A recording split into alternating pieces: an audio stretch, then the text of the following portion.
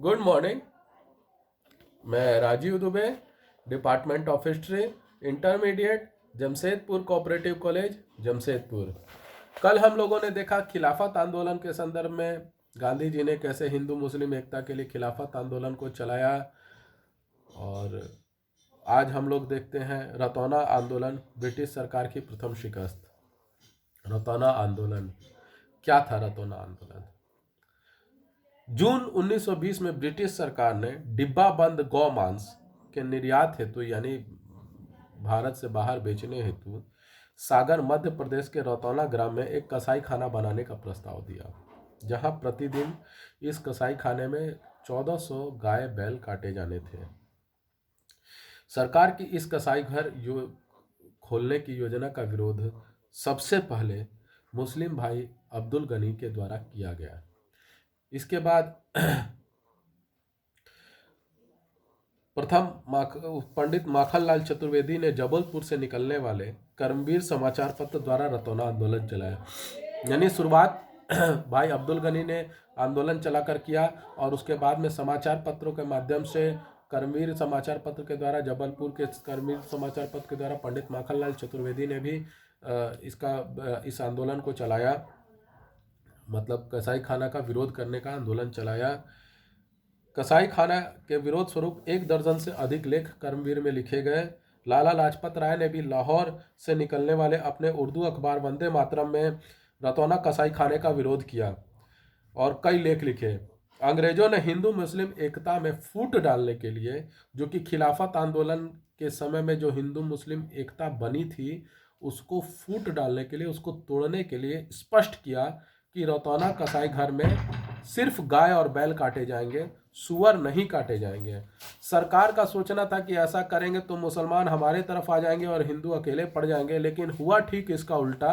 भाई इस कसाई खाने का सबसे पहला और सबसे ज़्यादा विरोध मुस्लिम युवक भाई अब्दुल गनी ने आंदोलन चलाकर किया और अखबार के माध्यम से भी सबसे पहला विरोध एक मुस्लिम नेता ताजुद्दीन ने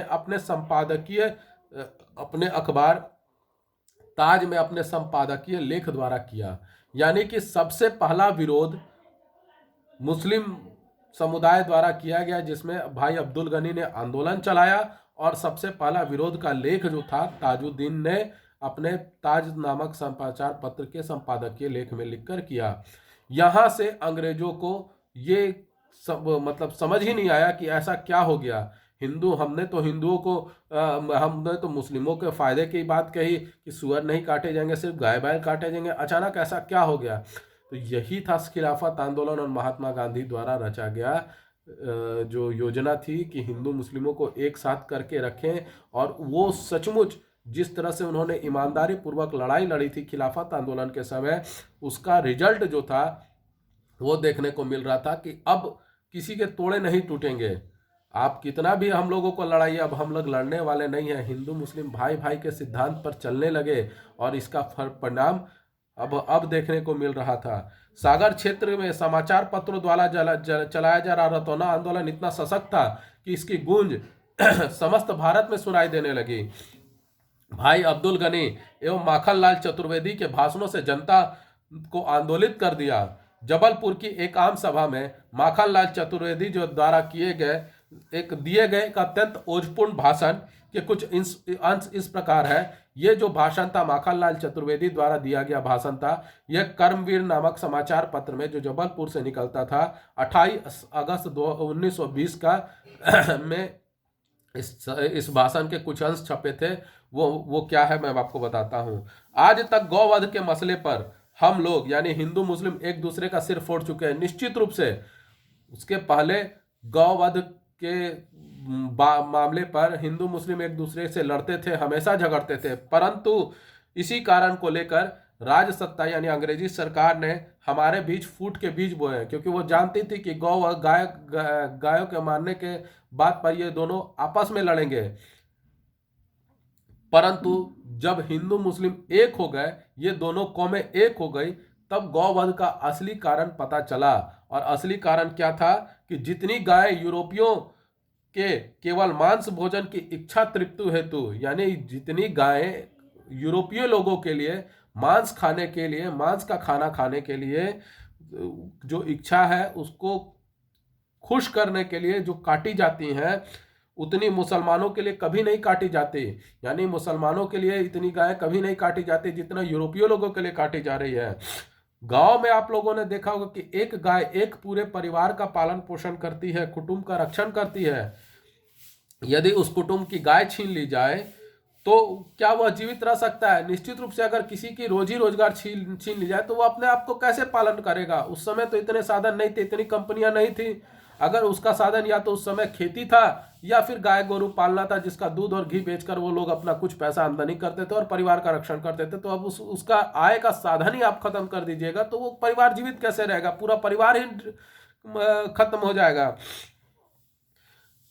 यदि जल्लाद होकर 2500 जानवर कट जाने पर सरकार उतारू है तो रतौना के आसपास रहने वाले लोगों को जहर दे दे। अगर जल्लाद होकर सरकार 2500 जानवर को काटने के लिए इतनी ही उतारू है तो पहले आसपास रहने वाले लोगों को आप जहर देकर मार दें ताकि, और आप निश्चिंत होकर आप जानवर काटते रहिए, कोई विरोध नहीं करेगा। जब कोई जीवित होगा तब तो विरोध करेगा। इसका उदाहरण स्वरूप उन्होंने दिया कि समुद्र के बीचों बीच एक जहाज है और जिसका कोयला खत्म हो गया है। समुद्र के खत्म हो गया, कप्तान मुसाफिरों से कहता है समुद्र के बीचों बीच एक जहाज है और जहाज का कोयला खत्म हो गया। यानी इंजन में जो उस समय आग लगाई जाती थी, जिसके कारण भट्टी में आग लगती थी और इंजन चलता था, उस समय इसी तरह से इंजन चलता था।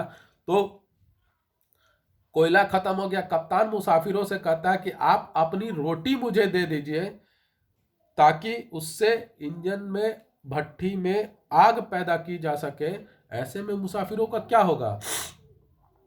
तो मुसाफिर क्या कहेगा? अगर आपका अब भट्टी में रोटी दे दीजिए तो हम तो भूखे मर जाएंगे। मुसाफिर तो यही ना समझेगा कि हम तो भूखे मर जाएंगे, और हम भूखे मर जाएंगे और आपको रोटी दे दे, उससे बढ़िया है कि भैया मुझे ही उस भट्टी में भी झोंक दो, रोटी बचेगी तो तुम्हारे काम आएगी।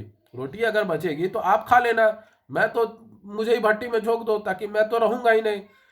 ठीक उसी तरह हम भी सरकार से मांग करते हैं कि यूरोपियों के पेट में की भट्टी में हमें डाल दो, गायें बचेंगी तो तुम्हें दूध और घी देंगी ताकि तुम तंदुरुस्त रहो। ये सभी चीजें माखनलाल चतुर्वेदी ने कही। उसके अलावा हम अन्न खाते हैं, हमारी सस्य श्यामला भारत भूमि बैलों के मारे जाने से बांझ हो जाएगी और अपने प्यारे भारत के सपूतों के लिए अपनी कोख से अनाज नहीं दे सकेगी। उस समय खेती के साधन के रूप में बैल बहुत महत्व रखते थे, क्योंकि बैल से ही खुदाई होती थी, हल चलाए जाते थे और खेती का एक बहुत महत्वपूर्ण महत्व रखा जाता था। बैलों को माना जाता था, खेती के लिए बहुत महत्वपूर्ण माना जाता था बैलों को। तो जब बैल ही नहीं रहेंगे तो हम खेती कैसे कर पाएंगे, और जब खेती नहीं कर पाएंगे तो अन्न देने वाली जो धरती माँ है वो तो बांझ हो जाएगी, और जब वो बांझ हो जाएगी तो फिर हमें अनाज नहीं दे पाएगी। इसलिए कंपनी ने प्रकट किया है कि सुअर नहीं काटे जाएंगे। तो सुअर क्यों नहीं काटे जाएंगे? इसलिए कि मुसलमानों की भावना का कंपनी विचार रखती है, मुसलमानों की भावना का ख्याल रखती है। परंतु अब भारत जाग चुका है, ये फूट डालो और राज करो की नीति नहीं चलेगी। अपने मुसलमान भाइयों की सहायता से रतौना में अड़ जाइए और अपने आत्मबल से, अपने बलिदान से सरकार को बता दीजिए कि हम स्वयं मर सकते हैं परंतु गायों का मरना नहीं देख सकते हैं। ये 28 अगस्त कर्मवीर 1920 में ये बातें छपी थी। इस प्रकार के तीव्र विरोध से सरकार पस्त हो गई। सितंबर 1920 में कांग्रेस के कलकत्ता विशेष अधिवेशन की अध्यक्षता लाला लाजपत राय ने की। इस अधिवेशन में रतौना कसाई खाने के विरोध पर चर्चा की गई। इसी समय मध्य प्रांत सरकार का तार आ गया कि रतौना कसाई खाने का निर्माण योजना त्याग दी गई है, और 18 सितंबर 1920 के कर्मवीर पत्र ने छापा कि रतौना का कसाई खाना बंद हो गया। यानी ये जो आंदोलन हुआ भाई अब्दुल गनी और माखनलाल चतुर्वेदी के द्वारा, ये आंदोलन सफल हुआ और रतौना का कसाई खाना बंद हो गया। भारत के इतिहास में सागर क्षेत्र की जनता द्वारा चलाए जा रहे आंदोलन की यह प्रथम जीत थी एवं सागर की धरती पर ब्रिटिश सरकार की यह प्रथम नैतिक एवं प्रशासनिक शिकस्त थी। रतौना आंदोलन के प्रमुख नायक भाई अब्दुल गनी, जिनका जो 1898 से लेकर 1989 ईस्वी तक उनका समय था, यानी 1898 में जन्म और 1989 ईस्वी में मृत्यु हुई थी। माखनलाल चतुर्वेदी 1889 से 1968। खिलाफत आंदोलन में गांधी जी के प्रयासों से जो हिंदू मुस्लिम एकता की नींव डाली गई थी, वह हिंदू मुस्लिम एकता रतौना आंदोलन के दौरान देखी गई और इसी हिंदू मुस्लिम एकता ने इस आंदोलन को, रतौना आंदोलन को सफल भी बनाया। रतौना गांव जहां गाय काटकर खून फैलाने का प्रयास किया गया था, वर्तमान में वहां दूध की नदियां बह रही है। रतौना में एक सरकारी दूध डेयरी एवं गौशाला स्थापित की गई है। इस सरकारी डेयरी में रतौना के पास फुटेरा आदि गांव के लोगों को रोजगार मिला हुआ है। इन सभी के लिए वहां पक्के आवास भी निर्मित है। खिलाफत एवं रतौना आंदोलन के पश्चात भारत में असहयोग आंदोलन शुरू हुआ। तो ये था रतौना आंदोलन, जिसने हिंदू मुस्लिम एकता को एक नई ऊंचाई दी, एक नई दिशा दी, और जो भारत के आने वाले स्वतंत्रता आंदोलन के लिए बहुत महत्वपूर्ण कड़ी साबित हुई। तो आज हम लोगों ने रतौना आंदोलन के बारे में देखा, हिंदू मुस्लिम एकता के बारे में देखा। आपको ये वीडियो कैसा लगा? लाइक करें, कमेंट करें, शेयर करें, ज़्यादा से ज़्यादा मात्रा में सब्सक्राइब करें। धन्यवाद।